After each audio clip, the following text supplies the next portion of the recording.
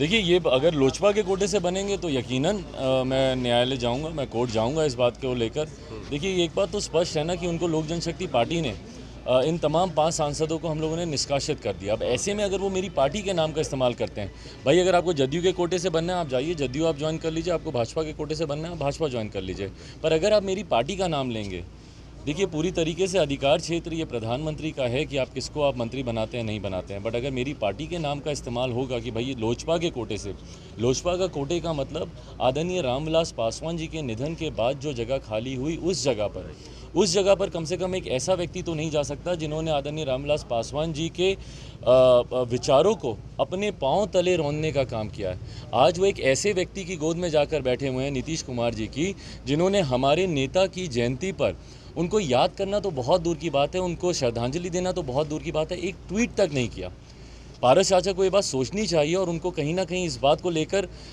चिंतित होना चाहिए कि भैया आप नीतीश कुमार जी के साथ आप जा रहे हैं, जिन्होंने हमारे नेता को उनके मरने के बाद तक उनको उचित सम्मान देना ज़रूरी नहीं समझा, उनकी श्रद्धांजलि, उनकी जयंती के दिन उनको श्रद्धांजलि तक देना ज़रूरी नहीं समझा, और ये रामविलास पासवान जी के बातों की बात करते हुए जा रहे हैं नीतीश कुमार जी के पास, और ये उनके साथ मिलकर मंत्री बनने का। तो भाई स्पष्ट हो गया ना कि आपने परिवार को क्यों तोड़ा, आपने पार्टी को क्यों तोड़ा, मंत्री बनने के लिए आपने तोड़ा ना। और आज जो भी व्यक्ति इनको मंत्री बनाएंगे, जो भी लोग इनको मंत्री बनाने में अपनी भूमिका निभाएंगे, स्पष्ट हो जाएगा कि यही लोग जिम्मेदार हैं जिनकी वजह से मेरा परिवार और पार्टी टूटी। नीतीश कुमार का नाम लेते हैं, लोकप्रियता बटोरना चाहते हैं, पासवान जी ये कह रहे हैं लोग। क्या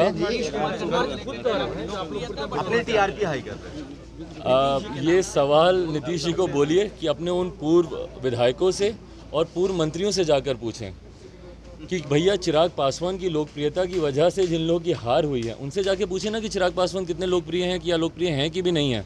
मुझे किसी का नाम इस्तेमाल करने की ज़रूरत नहीं है। आप क्यों परेशान हो रहे हैं भैया पारस चाचा को मंत्री बनाने के लिए? क्यों नीतीश कुमार जी लगे हुए हैं, क्यों उनकी पैरवी कर रहे हैं? मैं तो बोल रहा हूँ कि शुक्र मनाएं कि भाई जदयू का कि ये अभी मंत्रिमंडल का विस्तार नहीं हो। मंत्रिमंडल का विस्तार होते ही सबसे पहले देखिएगा जनता दल यूनाइटेड ही टूटेगी। जनता दल यूनाइटेड के नेताओं को सोचना चाहिए कि भैया उनके नेता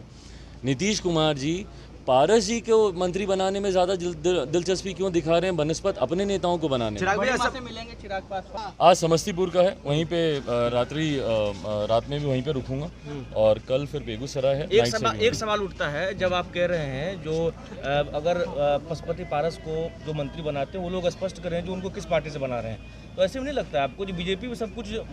मौन होकर के देख रही है तमाम चीज़ें? आप कहते हैं जो ओरिजिनल वारिस लोजपा के आप हैं, आपकी पार्टी है, लेकिन भाई बीजेपी जो भी उनको मंत्री बनाएगा, मंत्री बनाने में भूमिका निभाएगा, स्पष्ट हो जाएगा कि मेरी पार्टी और परिवार को और रामविलास पासवान जी के विचारों को तोड़ने का काम एक यहीं से सवाल उठता है कि आप बार बार कहते हैं कि हम हनुमान हैं, राम जी के हनुमान हैं, बट राम खुद अभी मौन है, और अगर यहाँ पर पशुपति पारस मंत्री बन जाते हैं तो इसका मतलब ये है कि राम भी चाहते हैं कि हनुमान।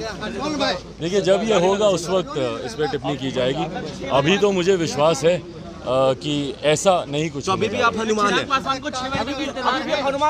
अभी भी हनुमान हैं आप? कि आने वाले विधानसभा के चुनाव जो कि लोकसभा चुनाव से पहले होंगे, यकीनन इस बात को भी आप लिख कर ले लें, लोकसभा से पहले होंगे, और अब तो उसकी भूमिका और तेजी से